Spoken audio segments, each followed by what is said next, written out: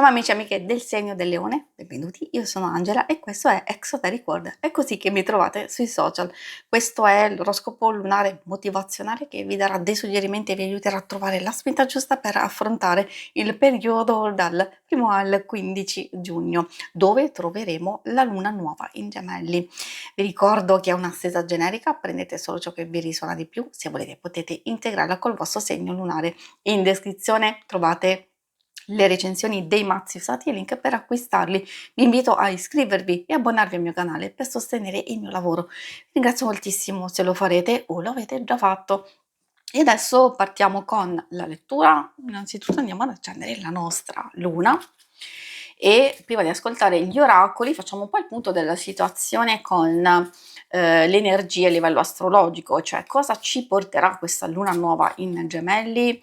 Un periodo molto attivo, di ottimismo, di fiducia, di leggerezza emotiva, anche di una bella carica di entusiasmo. Può migliorare la capacità mentale e comunicativa, è un buon momento per studiare, per fare esperienze, viaggiare, ampliare le proprie conoscenze, gli incontri, comunque di osservare senza agire di fretta e immediatamente. Di contro dobbiamo fare attenzione a una fase, a un momento di transizione dove possiamo sentirci vulnerabili, ansiosi, con scarsa concentrazione, sentire stanchezza, confusione, avere idee poco chiare, anche difficoltà di scelta e di priorità. Assolutamente da evitare le scorciatoie appunto di avere fretta e quindi rigenerare un po' le nostre energie proprio per cercare maggior chiarezza.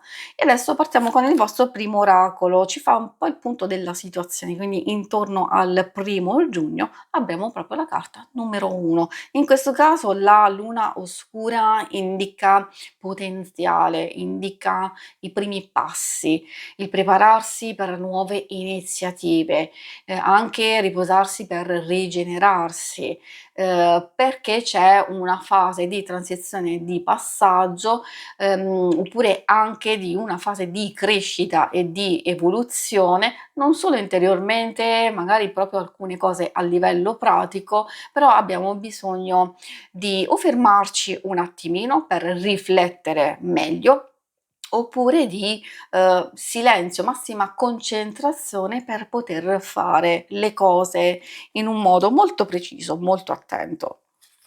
Vuol dire che ci serve questo, cogliere alcune energie che abbiamo detto a livello generico, un po' per tutti, a livello astrologico, però per voi prendono delle caratteristiche diverse. Abbiamo anche il messaggio dalla carta Figlio delle Stelle, in questo caso è un messaggio di protezione, di cura, di essere difesi, di essere assistiti, può essere un potere superiore, può essere anche magari il sapere che un angelo, un defunto o uno spirito guida è con noi. È molto bello perché è un tipo di protezione che ci sostiene, soprattutto nei momenti difficili, ma non solo, che ci può infondere fiducia e aiutarci a procedere, ad andare avanti. E adesso vediamo l'altro messaggio che arriva dalla carta Lepre della Luna. In questo caso il messaggio si riferisce a una fase di rinnovamento e di rinascita, e quella fase molto fertile, soprattutto dal punto di vista di creatività per nuove idee, nuovi progetti. Ci possono essere degli improvvisi cambi di programma, alcuni positivi, costruttivi, altri che magari dobbiamo attenzionare. Ricordo che nulla avviene per caso, magari voi la pensate come me, ditemi cosa pensate voi nei commenti, se lo desiderate. E soprattutto un altro messaggio potrebbe essere quello di prepararsi a seguire la corrente, un qualcosa che ci può portare delle occasioni vantaggiose. Questo è il messaggio di questo oracolo. Adesso passiamo all'oracolo dello sciamano. Con questi altri messaggi possiamo sia intensificare, confermare quello che è già detto, oppure esserci altre sfumature, altri dettagli. L'albero della vita è un messaggio secondo me abbastanza importante che può riguardare il terreno fertile, il terreno da coltivare, può essere interiore, può essere a livello pratico di un progetto e quindi coltivare stabilità attraverso pensieri, tempo da dedicare a se stessi, agli altri o a qualcosa, curare le relazioni.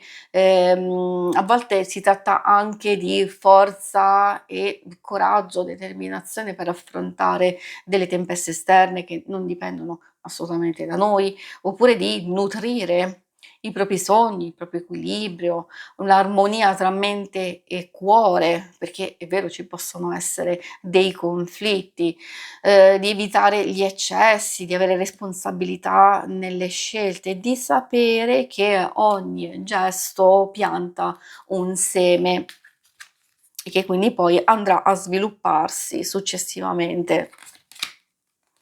L'altro messaggio arriva dalla carta il padrone del tempo. In questo caso, parlando proprio di tempo, indica un momento per scegliere e che arriverà in questo periodo. E non, ovviamente di fare attenzione perché quando arriva un momento del genere vuol dire che è la fase adatta per non rimandare più ciò che conta, di accettare magari una fine e una conclusione di un qualcosa come un rito di passaggio, quindi di lasciare andare ciò che non ci appartiene, di riconoscere le falsità, le illusioni, appunto le cose che non funzionano e di accogliere quei segni, quelle situazioni che sono positive. Soprattutto un'altra cosa che bisogna fare attenzione a tutte quelle cose che si ripetono ciclicamente, ogni volta, sempre nello stesso modo. Soprattutto sono quegli schemi negativi che se tendono a ripetersi vuol dire che abbiamo la possibilità di andare a scardinare qualcosa nel ciclo della ripetizione, però ovviamente dobbiamo capire la chiave giusta per farlo. Magari questo è il momento giusto sia di cogliere queste indicazioni, sia come ci arriva il suggerimento dalla parte di questa carta. L'aquila indica nuovi inizi, avere un quadro d'insieme, osservare i dettagli. Magari è proprio grazie a queste indicazioni che potete riuscire a comprendere meglio quello che state vivendo, di fare chiarezza, di dire no agli ostacoli, ma solo alle opportunità, di guardare le cose in prospettiva, di scegliere la libertà, di stabilire le priorità per voi, di capire anche la propria missione. Quindi ci sta dicendo questa carta: basta scuse, bisogna volare verso il proprio obiettivo, magari nonostante le difficoltà, i blocchi, eccetera, e bisogna muoversi adesso. Infatti, quando escono carte di questo tipo, proprio perché è una lettura energetica, ci sta dicendo che alcune cose, se le facciamo in un certo momento, hanno poi molta più probabilità di realizzarsi. Se tergiversiamo, se aspettiamo, ci lasciamo bloccare, allora i desideri, i sogni, le cose che vogliamo realizzare, magari è vero, si possono realizzare, però perché aspettare? Quindi questo è il momento proprio di agire.